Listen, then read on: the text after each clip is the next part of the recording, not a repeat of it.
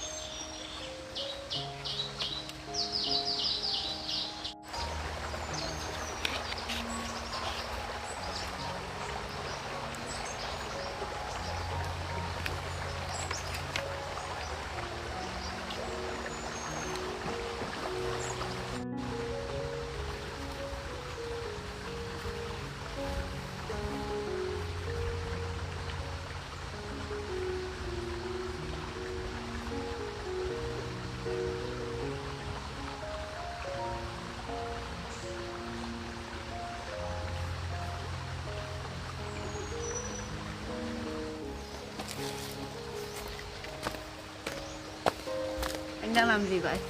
Em à, anh vắt cái dây bầu này để cho nó bò lên giàn để mà mình lấy quả ăn. Vâng. Anh thấy dây bầu này cũng tốt quá nhỉ?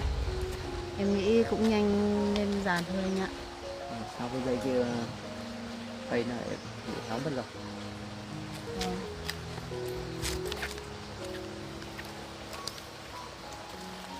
Hai dây bầu này có vẻ hơi gầy. Em không chắc là nó sẽ được mập như cây bên kia đâu anh ạ. Tại sao bố đang ở cùng với cả vợ chồng mình mà bố lại chuyển đi vậy? Hôm trước bố cũng từ quê lên đây. Bố nói chuyện với em rằng nếu bố về đây ở cùng với vợ chồng mình thì bố lại sợ mẹ tới đây làm phiền chúng ta anh ạ. Vậy à? Vâng. Hôm trước thì anh cũng đã nói với bố rồi, nếu mà bố ở cùng với cả vợ chồng mình, nếu có chuyện gì xảy ra thì anh sẽ đứng ra để giúp đỡ bố mà. Tại sao bố vẫn bỏ đi như vậy? Đây cũng là một vấn đề khá nhạy cảm anh ạ. Cũng liên quan tới tình cảm của bố và mẹ và cả chúng ta với bố mẹ nữa. Nên có vẻ bố cũng tránh gặp rắc rối ạ. Lần này bố quyết định đi tìm nơi ở mới và không ở với cả vợ chồng mình nữa thì anh cũng đồng ý thôi. Nhưng việc này cũng xảy ra nhiều lần rồi. Anh thấy cũng rất là phiền em ạ. Nếu mà lần này bố mà có quay lại chung sống cùng với cả vợ chồng mình nữa thì anh cũng không đồng ý đâu. Em cũng thông cảm cho anh. Vâng ạ. Hôm qua lúc bố về đây nói với em rằng bố sẽ chuyển đi nơi khác thì em cũng có ngăn cản bố. Em có nói với bố rằng ở đây với vợ chồng mình thì cũng không xảy ra chuyện gì đâu. Nhưng bố lại sợ mẹ lại tới đây gây rối với vợ chồng mình nên bố mới quyết định như vậy anh ạ. Nếu em đã nói như vậy thì anh cũng không có ý kiến gì nữa. Vâng. Hôm qua thì bố cũng đã chuyển tới ngôi nhà của anh Pao ở rồi anh ạ. Anh Pao cũng đã đưa bố tới đó. Hôm nay em cũng không đi thu hoạch nữa. Em cũng đã mua vật liệu đến để sửa nhà cùng với bố rồi anh ạ. Thế hôm nay anh có đi làm không ạ? Anh không em ạ, anh bị thư ký Phương cắt nghỉ việc rồi nên là anh không đi làm nữa. Sao lại như vậy ạ? Cũng chỉ vì việc mà anh không đi học tập ở bên nước ngoài nên là anh ấy cũng cắt nghỉ việc. Vâng, vậy thôi. Hay là hôm nay anh cũng được nghỉ thì anh tới nhà bố, sửa nhà bố giúp em với. Việc này thì chắc anh không lên đó sửa nhà được đâu. Hôm nay anh sẽ có việc bận riêng của anh. Vâng, vậy thì lát nữa em đi tới đó một mình cũng được ạ. Nếu mà em sang nhà anh Pao sửa nhà giúp bố thì em cứ đi đi. Còn hôm nay anh có việc riêng của anh chưa thể tới đó được. Vâng, vậy em đi nhé.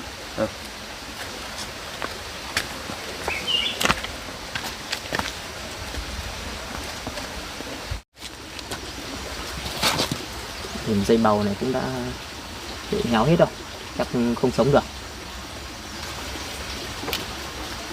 Có khi hôm nay mình cũng phải đi tìm một công việc mới, rồi mình còn đi vay tiền nữa. Mình sẽ xây nhà ở đó và đón Duyên từ đó ở. chứ ở đây cũng có rất nhiều chuyện xảy ra, mình cũng không thích một chút nào cả.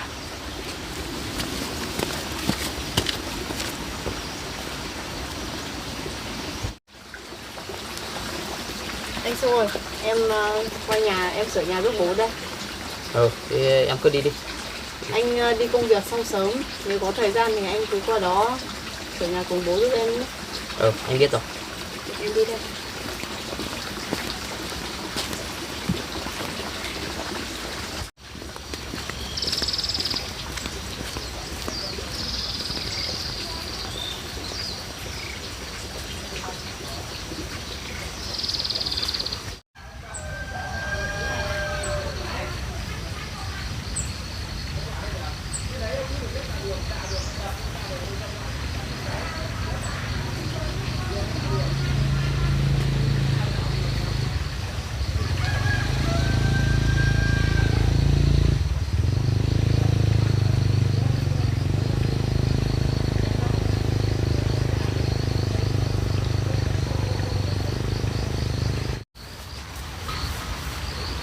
Này cũng may con Duyên nó đang được cho bộ chăn màn lên đây, nằm cũng đỡ lạnh.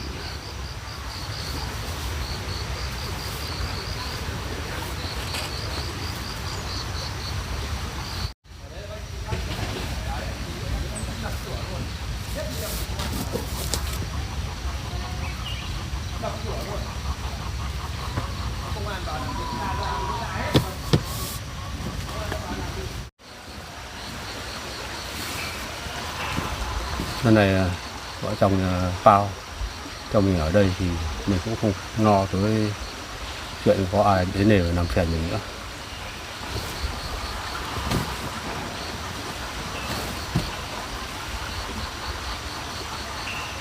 Mình cũng có một cuộc sống ở đây nó yên tĩnh hơn.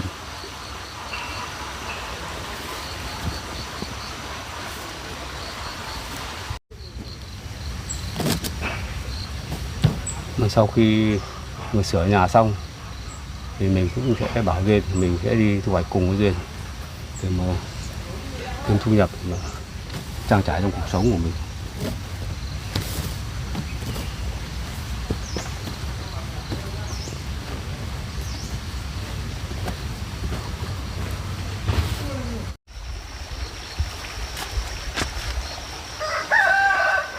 Này nát nữa là mình sẽ đi mua vật liệu về đây để mình sửa sang lại ngôi nhà để mình ở. Đi để thế này đêm qua nằm không có vách cũng hơi lạnh. Thế cho bác. Có bao à? Vâng.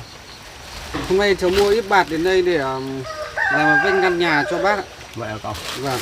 Tôi cũng đang có ý định là đang đi để mà mua vật liệu về để mà quay lại cái vách này. Thì cậu lại mua giúp tôi à? Vâng. Tôi cảm ơn cậu. Mời cậu ngồi kìa. Vâng.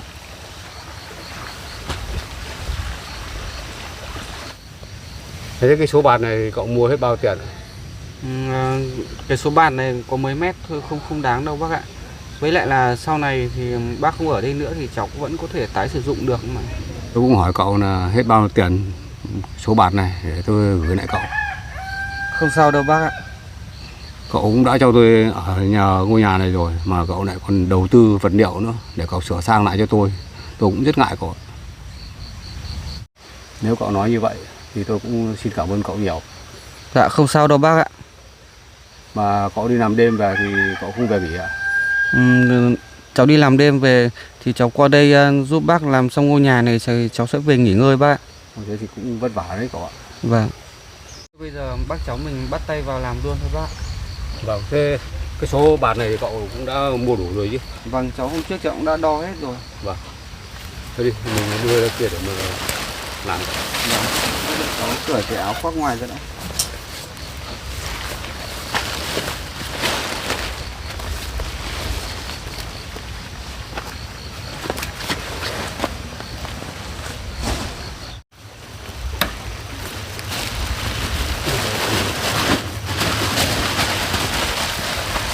Cái này đây cậu.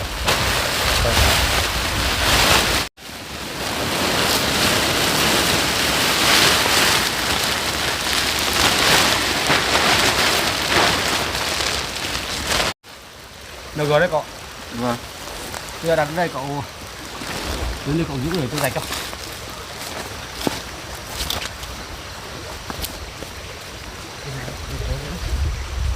Đấy, cái nét đấy.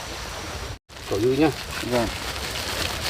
Cháu cũng dự định làm cho bác một cái vách ngăn bằng gỗ, nhưng mà cháu cũng không có thời gian, nên cháu mới làm bằng bạt này. Cái bạt này cũng chỉ chắn gió thôi bác ạ. Vâng. Tức là cái tiếng gió là cậu. Vâng. Cậu giúp đỡ tôi được như này tôi cũng rất mừng rồi cậu.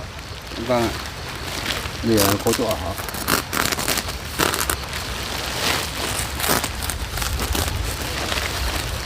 Nay Duyên có đến đây giúp bác dựng nhà không ạ?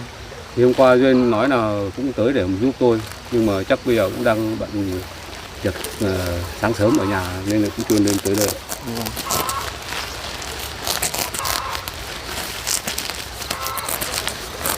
Cháu đi làm đêm về và sáng nay có lên công ty họp thì cháu cũng nghe được chuyện của Sung nên cháu cũng rất là buồn bác.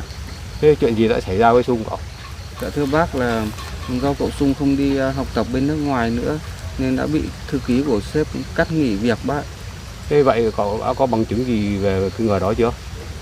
Cháu cũng có bằng chứng rồi mà cháu cũng đã đưa lên sếp rồi nhưng mà chưa thấy sếp giải quyết việc này bác. Thì cũng rất là oan cho Sung. Mà nếu như mà Sung mà có đi học tập mà đào tạo bên nước ngoài thì cũng rất là nguy hiểm cậu.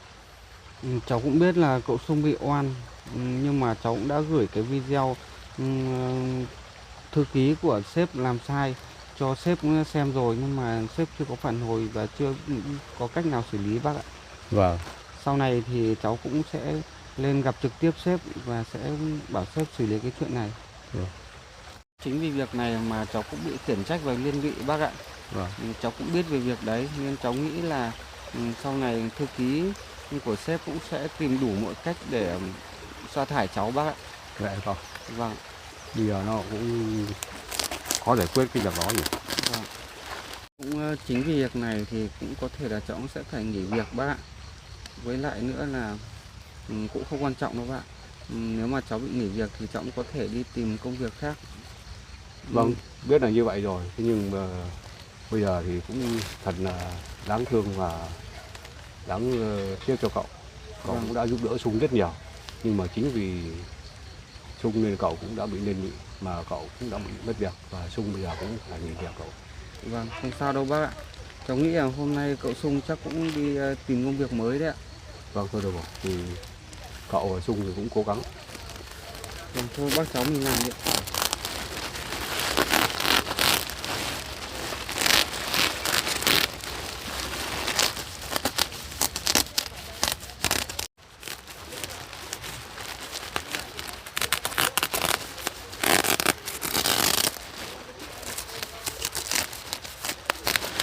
Ủa anh tao làm gì vậy ạ? Duyên à? Ừ, vâng.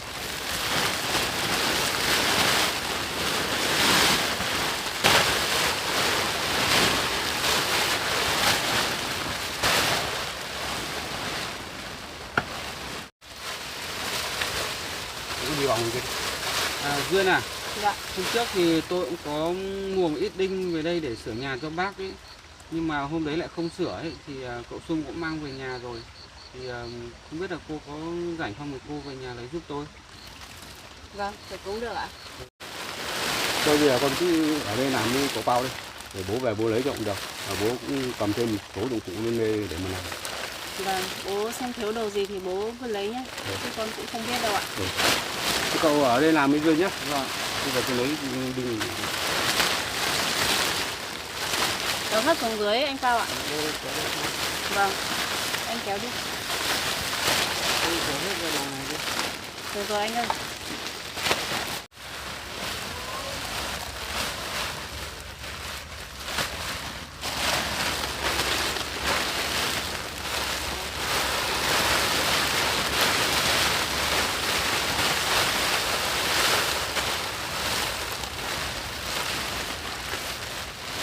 Đấy không anh ơi.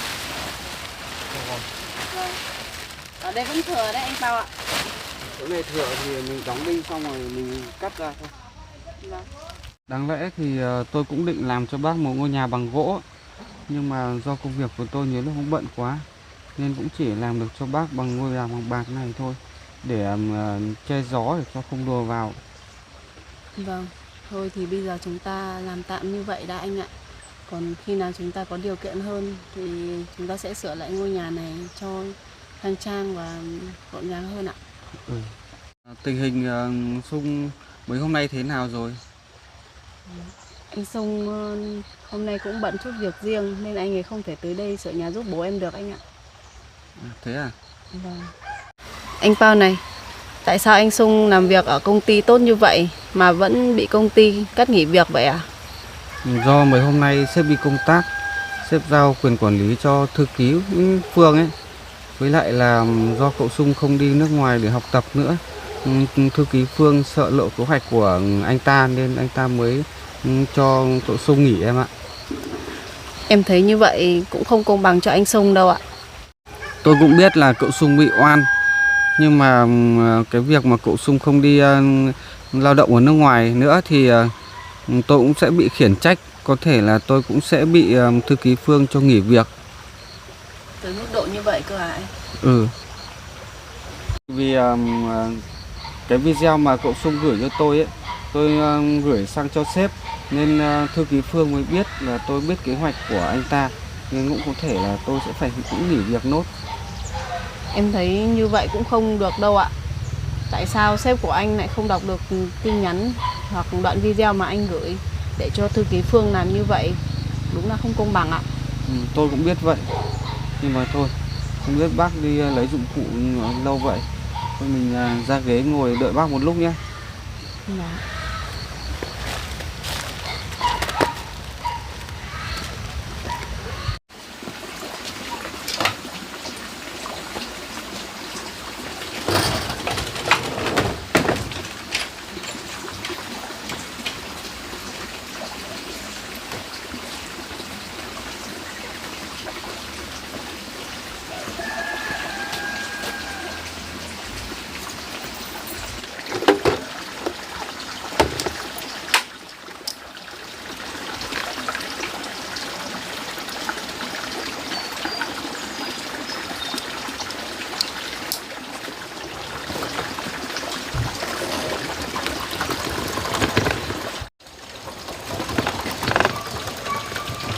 Trung à?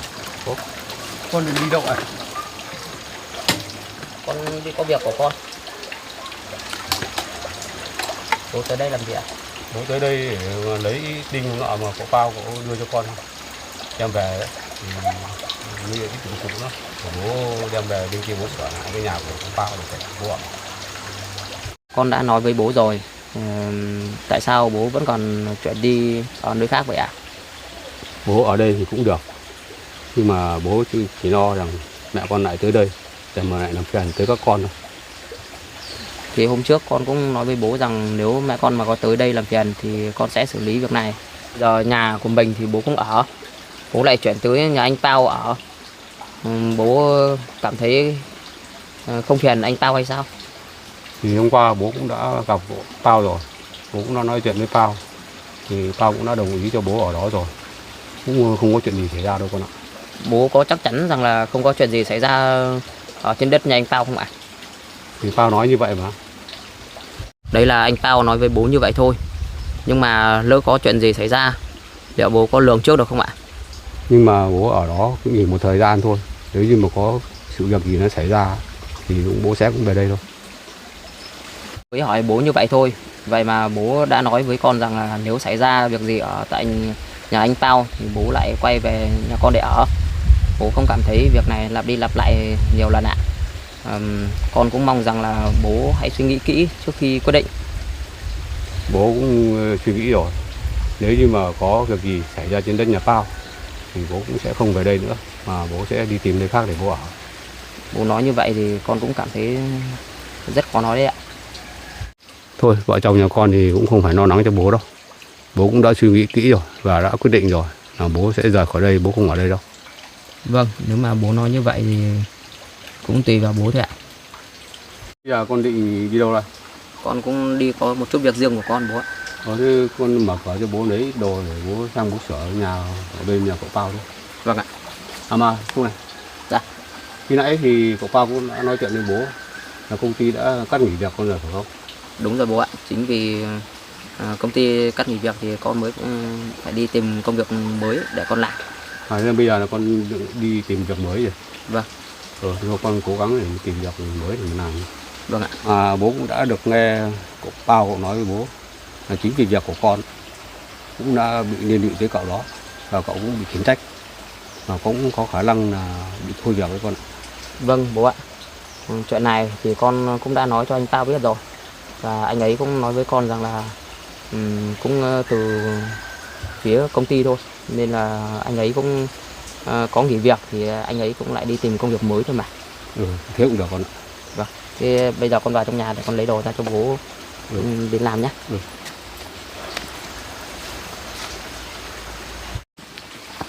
Bố ơi, bố có còn lấy thêm đồ gì nữa không ạ? Thôi con cứ mở cửa đi, bố vào bố lấy nhé. Vâng.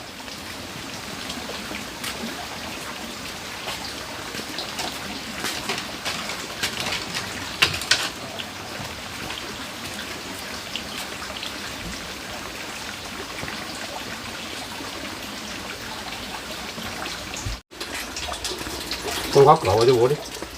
Vâng ạ. Để bố đi. Vâng.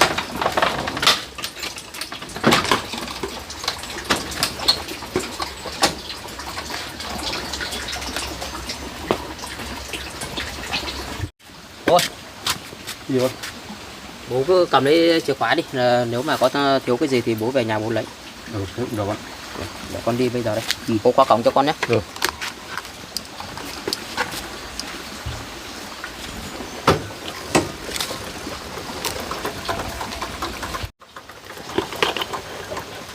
Con đi đây ạ. Con đi nhé.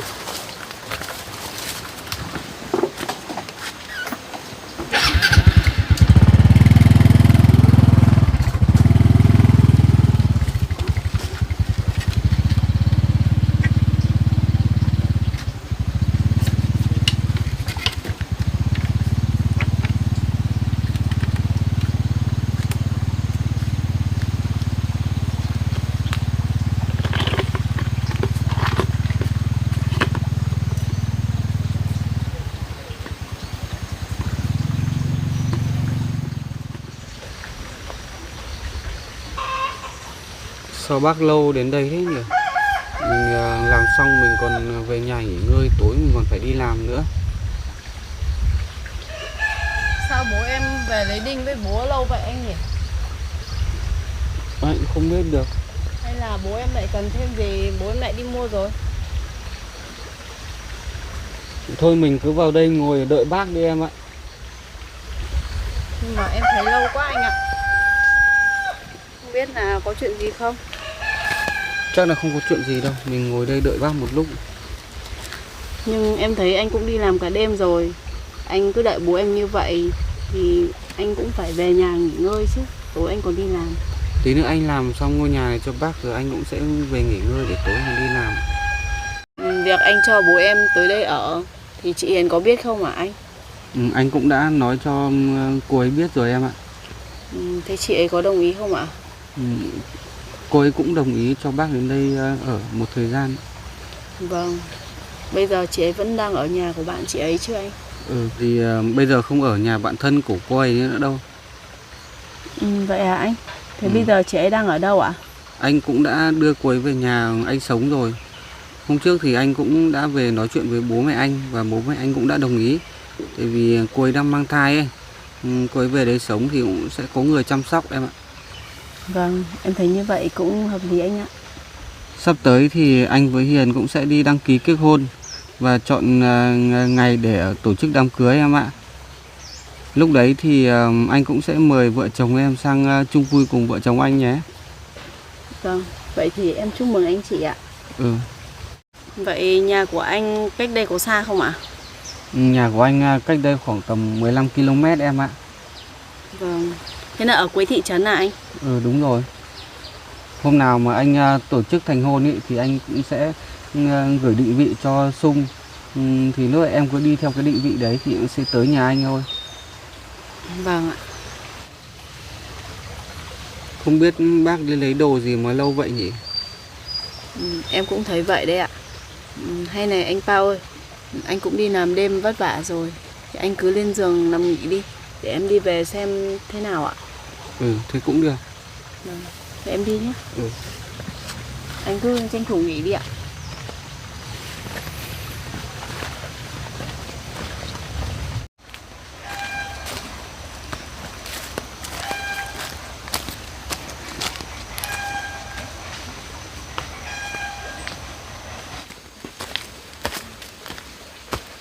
Bố đây rồi. Thế nào? Sao bố về lấy đinh đâu vậy ạ? Bố cũng gặp Trung đang chuẩn bị công việc. Bố nói chuyện với Trung một lát. Vâng. Anh ấy đi rồi à bố?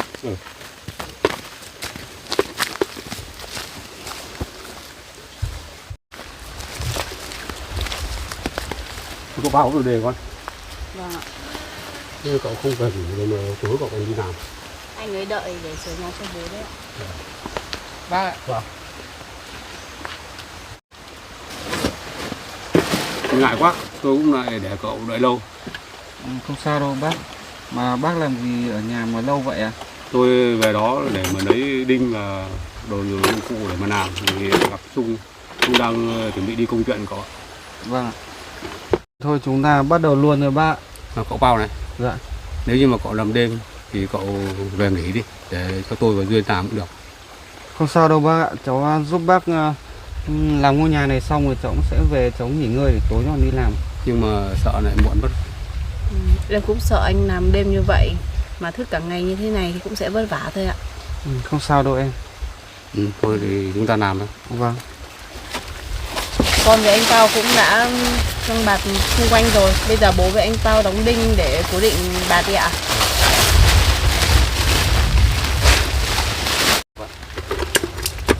Pao ơi, giữ để bác đóng cho. Bác cứ để cháu đóng nhé. Bác giữ này đi cháu. Đây.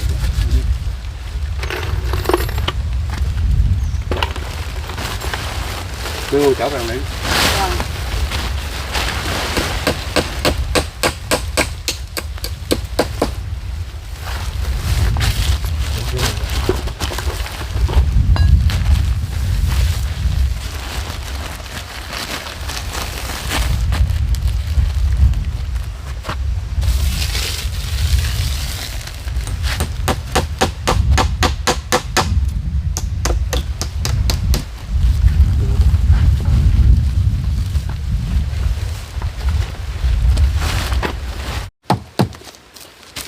Cháu thấy đóng này nó vừa đẹp lại còn vừa chắc chắn đấy bác ạ.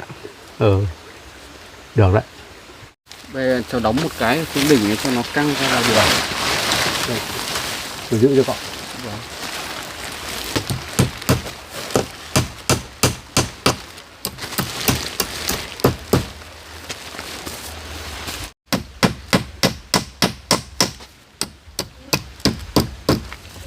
Đẹp Rồi. đấy cậu.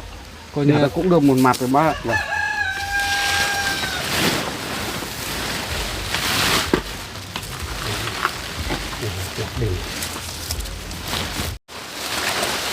Lúc em cũng kéo căng cái này cho anh. Vâng.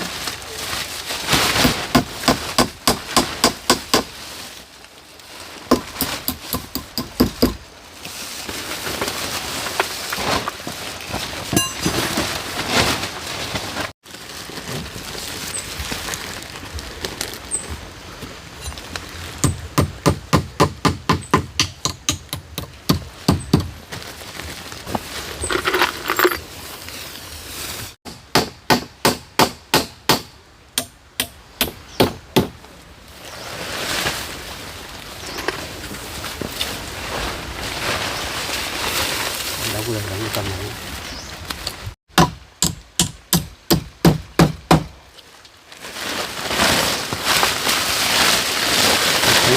Đóng cái dưới chân thế được rồi.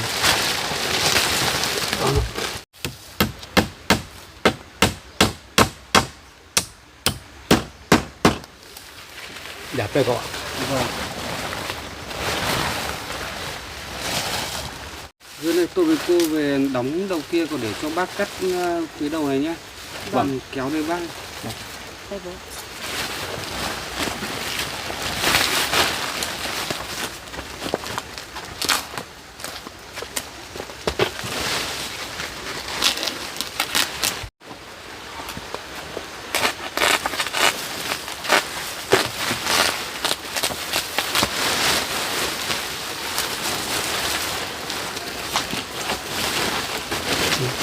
kéo kéo kéo tay lên.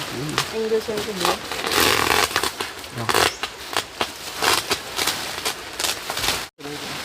Vâng. Nó tuột mất.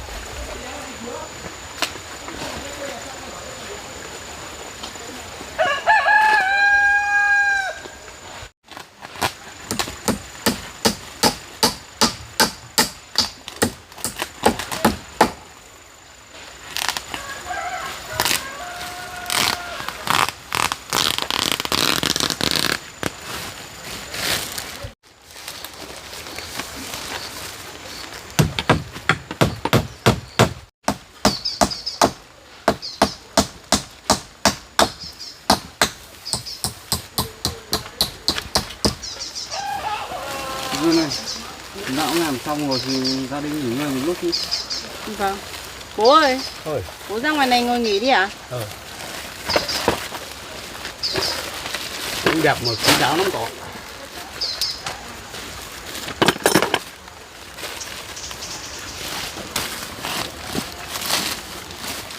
Bây giờ cũng xong việc rồi cậu. Vâng, Thì tôi cũng cảm ơn cậu đã giúp đỡ tôi. vâng, không sao đâu bác. Vâng, còn việc gì thì còn để tôi làm nốt rồi. Vâng. Khi nãy thì tôi thấy Sung nói là Sung đang đi tìm việc làm. Mà cậu làm thì cậu thấy ở nơi nào mà nó tuyển người thì cậu cũng nhớ là gọi điện cho Sung với nhé. Vâng ạ. Nếu mà chỗ nào có tuyển người thì cháu sẽ giới thiệu cho cậu ấy bác. Vâng. Bác cứ yên tâm nhé. Vâng. Bây giờ nhà cũng đã làm xong rồi thì thôi cháu cũng xin phép bác với sếp Duyên đi về nghỉ ngơi, tối cháu còn đi làm ạ. Vâng, thì tôi cảm ơn cậu. Cũng vì tôi thì cậu cũng vất vả với tôi quá. Không sao đâu bác. Hay là bây giờ mọi người về nhà em nấu cơm ăn xong rồi anh về nghỉ ngơi và bố cũng về nhà nghỉ ngơi ạ? Thôi con ạ, để cậu vào cậu về cậu nghỉ việc. Bác nói đúng đấy em ạ. Anh còn về anh còn tắm rửa nghỉ ngơi xong rồi tối anh còn đi làm đêm nữa. Vâng. Vậy em cũng rất cảm ơn anh hôm nay đã giúp bố em sửa lại ngôi nhà như vậy ạ. Thôi cháu chào bác, cháu chào Duyên, cháu về đấy ạ. Vâng.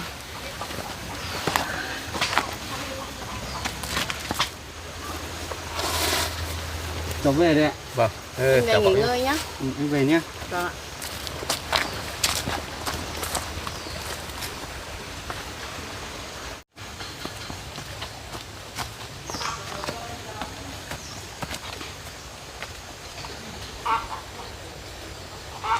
Bây giờ thì nhà cũng đã sửa lại xong rồi con ạ.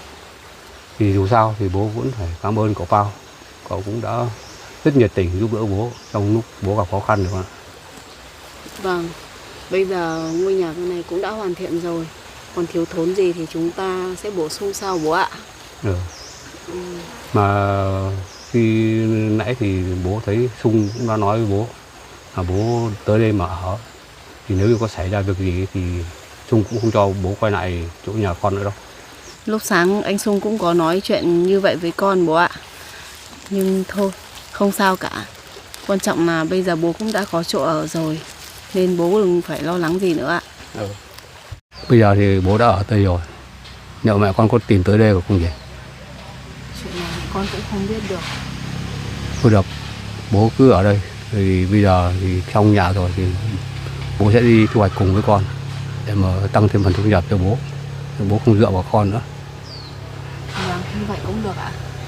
Vậy thì ngày mai con sẽ mang tới đây cho bố một chiếc gùi. Rồi con và bố đi thu hoạch nhé.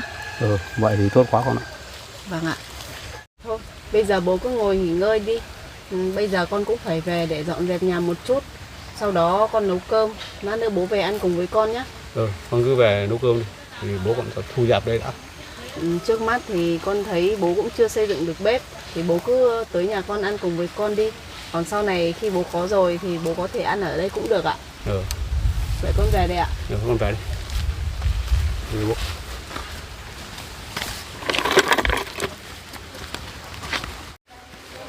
À bố ơi, bố có sử dụng gì đến đinh vào búa nữa không để con để lại đây ạ? Thôi con cứ cầm về đi, bố không sử dụng nữa. Vâng, vậy con mang về nhé. Con chào bố ạ.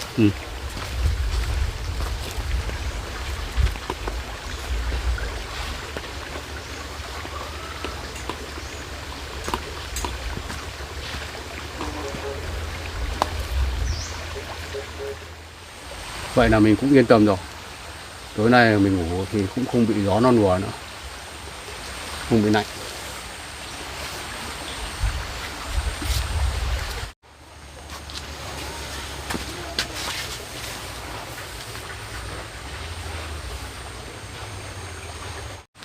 Mình cũng mong rằng từ nay trở đi bà cũng không tới đây để mình bà làm phiền mình nữa. Mình cũng đã buông xuôi hết cả rồi. Kể cả từ tiền bán đất mình đã không nghĩ gì tới nữa. Mình bây giờ chỉ mong rằng có ký vào một cái tờ giấy ly hôn đối với bà nữa là xong. Thôi bây giờ cũng đã mệt mỏi, mình cũng làm nghỉ ngơi một lát đi.